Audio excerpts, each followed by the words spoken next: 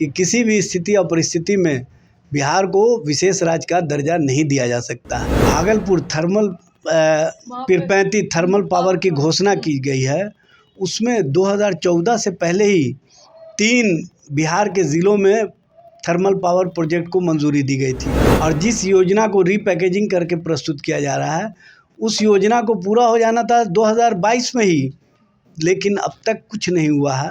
ये है भारतीय जनता पार्टी और जनता दल यू का खेल। पनोरमा ग्रुप, जो सोचता है वो करता है। आपके अपने सपनों का आशियाना।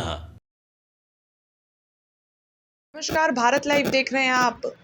विधानसभा चुनाव से पहले उपचुनाव होने हैं, लेकिन विधानसभा चुनाव से ज़्यादा उपचुनाव की तैयारियों में पार्टी जो दल हैं वो लगे हुए हैं। बता दें कि इसी क्रम में सीएम नीतीश ने 8 जिला अध्यक्ष बदले हैं, लेकिन इस पर ये सवाल खड़े हो रहे हैं कि 8 जिला अध्यक्ष जहां जदयू के प्रत्याशी हारे थे वहीं के बदले हैं, लेकिन बीजेपी के प्रत्याशी जहां हारे थे वहां के जिला अध्यक्ष नहीं बदले गए। इसी क्रम में हमारे साथ मौजूद है राष्ट्रीय आरजेडी के प्रवक्ता एजाज अहमद। सर, ये बताइए कि सीएम नीतीश क्या सोच रहे हैं? जब 8 जिला अध्यक्ष वो बदले हैं तो जदयू जहाँ से हारी थी वहाँ से बदले हैं, बीजेपी जहाँ से हारी थी वहाँ से नहीं, वहाँ उनका ध्यान नहीं है। देखिए, सबसे बड़ी बात यह है कि नीतीश जी क्या सोच रहे हैं, नीतीश जी को भी पता नहीं होता है। और जिस तरह की राजनीति बिहार में चल रही है, एक दूसरे के साथ शाह मौत का गेम चल रहा है, नूरा कुश्ती का खेल चल रहा है और खींचा तानी की स्थिति है। इस तरह से समझ लीजिए कि बिहार को विशेष राज्य का दर्जा दिया जाना चाहिए था, केंद्र सरकार ने इनकार कर दिया। बिहार को विशेष पैकेज के नाम पर रीपैकेजिंग किया गया। जिस तरह से बिहार की उपेक्षा की जा रही है और नीतीश जी चुप्पी साधे हुए हैं, यह स्पष्ट प्रमाण है कि कहीं ना कहीं सत्ता के लिए एक दूसरे के साथ मजबूरी में ये लोग समझौता किए हुए हैं। और मजबूरी का समझौता आप समझ सकती है कि किस तरह का होगा। अच्छा, मजबूरी में समझौता दिख नहीं रहा है क्या? आखिर नीतीश कुमार जी पूरे चुनाव से पहले एजेंडा बनाए हुए थे कि बिहार को विशेष राज्य का दर्जा मिलेगा, विशेष पैकेज मिलेगा, और स्थिति और परिस्थिति उनके मनोनुकूल था। लेकिन किस तरह से केंद्र सरकार ने इनकार कर दिया, स्पष्ट रूप से कह दिया कि किसी भी स्थिति और परिस्थिति में बिहार को विशेष राज्य का दर्जा नहीं दिया जा सकता। तो ये केंद्र सरकार के द्वारा जो घोषणा की गई, ये प्रमाणित करता है कि बिहार के प्रति उनकी क्या सोच है, बिहार के प्रति केंद्र सरकार का क्या रवैया है। जबकि नीति आयोग की रिपोर्ट के अनुसार बिहार सबसे फिसड्डी राज्य है, निचले पायदान पर है। उसके बावजूद भी बिहार और बिहार के लोगों के विकास के लिए, बिहार को विकास के आयाम में जोड़ने के लिए इनके द्वारा कोई कार्य नहीं किए जा रहे हैं। और जो विशेष पैकेज दिया गया है वो वही पैकेज है जो तेजस्वी जी उप मुख्यमंत्री रहते हुए महागठबंधन सरकार के समय उन्होंने इसकी स्वीकार्यता ली थी। वो पीडब्ल्यूडी मंत्री रहते हुए जाके मिले थे केंद्रीय मंत्री से, और उन्होंने स्वीकृति लिया था एक्सप्रेस वे हाईवे का, और वो स्वीकृत हुआ था। 2023 में उस काम को पूरा हो जाना था, लेकिन नहीं हुआ। उसी को इन्होंने रीपैकेजिंग करके घोषणा किया है।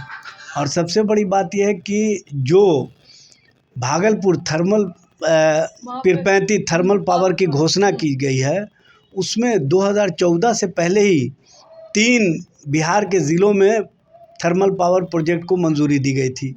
उसमें एक भागलपुर पीरपैंती, दूसरा लखीसराय कजरा, तीसरा बक्सर का चौसा। लेकिन 2 योजना को इन्होंने अपने स्तर से उसको कहाँ पर रख दिया है पता नहीं चल रहा है। और जिस योजना को रीपैकेजिंग करके प्रस्तुत किया जा रहा है, उस योजना को पूरा हो जाना था 2022 में ही, लेकिन अब तक कुछ नहीं हुआ है। ये है भारतीय जनता पार्टी और जनता दल यू का खेल। इसलिए इस खेल में अब बिहार की जनता फंसने वाली नहीं है। चाहे जितना भी अध्यक्ष बदल लें, चाहे जितना भी पार्टी के अंदर परिवर्तन कर लें, चूँकि जनता ने जब परिवर्तन का मन बना लिया है तो इनका परिवर्तन कहीं काम नहीं आने वाला है। यहाँ पर जनता ने स्पष्ट संदेश दे दिया है कि हमारा विश्वास तेजस्वी प्रसाद यादव के नेतृत्व पर है, जो सकारात्मक सोच, सकारात्मक दृष्टि से बिहार को विकास के आयाम में जोड़ना चाहते हैं। हमारा जो सोच है कि तेजस्वी प्रसाद यादव के प्रति जो नौजवान और जो हर स्तर से आम आवाम पसंद कर रहे हैं, वो स्पष्ट रूप से प्रमाणित हो चुका है, ये बताने की आवश्यकता नहीं है। और नौकरी और रोज़गार के प्रति जो लोगों में खुशियाँ देखी जा रही थी, जो घरों में मिठाइयाँ बँट रही थी, आज वहाँ पर स्थिति ये हो गया है कि जब जब कोई भी प्रतियोगिता परीक्षा हो रहा है तो उसके पर्चे लीक हो जा रहे हैं। आज भी कुछ सुनने में आ रहा है सिपाही भर्ती के मामले का।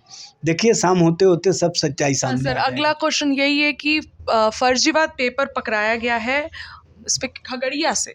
देखिए मैं वही न बता रहा हूँ, इन्होंने एक कड़ा कानून लाया और लोगों के बीच प्रचारित किया। फर्जी आंसर शीट भाई ये प्रचारित किया कि अगर कोई भी पर्चा लीक में पकड़े जाएंगे तो उनको 10 साल की सज़ा होगी, 1 करोड़ का जुर्माना होगा।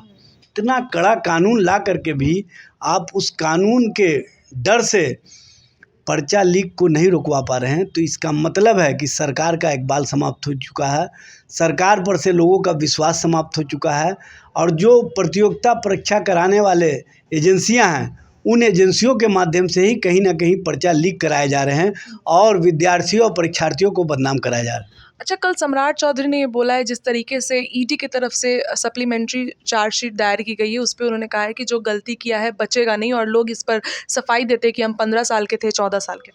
सम्राट चौधरी जी सबसे पहले ये तो बता दें कि अजीत पवार का जो सप्लीमेंट्री चार्जशीट में नाम हटा दिया गया, उनको पूरी तरह से बरी कर दिया गया, जिसके संबंध में प्रधानमंत्री ने कहा था देश का सबसे करप्ट व्यक्ति, 72,000 करोड़ घोटाले का आरोपी, ना जाने किन किन शब्दों से प्रधानमंत्री ने अलंकृत किया था, और उसी को महाराष्ट्र का डिप्टी सीएम बनाया। वहाँ पर भारतीय जनता पार्टी के नेता कहा करते थे चक्की पिसिंग पिसिंग पिसिंग। आज स्थिति ये हो गई है कि उसी चक्की में सारे लोग भ्रष्टाचार को कहीं ना कहीं शिष्टाचार और सदाचार का रूप देने में लगे हुए हैं। ये है भारतीय जनता पार्टी का कीर्त। इसलिए सम्राट चौधरी जी दूसरे पर कीचड़ उछालने से पहले अपने दामन को देख लीजिए। आप पर पूरा कीचड़ ही नहीं कादो लगा हुआ है, और आप जिस कीचड़ से कमल खिलाना चाहते हैं वो कीचड़ से कमल अब खिलने वाला नहीं है। इसलिए देखिए, तमाम मुद्दों पर हमने बात की। हमारे साथ एजाज अहमद बने हुए थे। अब क्या कुछ, जिस तरीके से आज राजद कार्यालय में भी मीटिंग थी, और इसके साथ ही अब ये भी खबर आ रही है कि खगड़िया से पेपर लीक फर्जी आंसर शीट बरामद हुए। इस पर क्या कुछ अब क्या कुछ, जिस तरीके से आज राजद कार्यालय में भी मीटिंग थी, और इसके साथ ही अब ये भी खबर आ रही है कि खगड़िया से पेपर लीक फर्जी आंसर शीट बरामद हुए। इस पर क्या कुछ मामला निकल कर आता है आप तक पहुंचाएंगे। ऐसी खबरों के लिए बने रहिए भारत लाइव के साथ। बहुत बहुत धन्यवाद। पनोरमा ग्रुप, जो सोचता है वो करता है।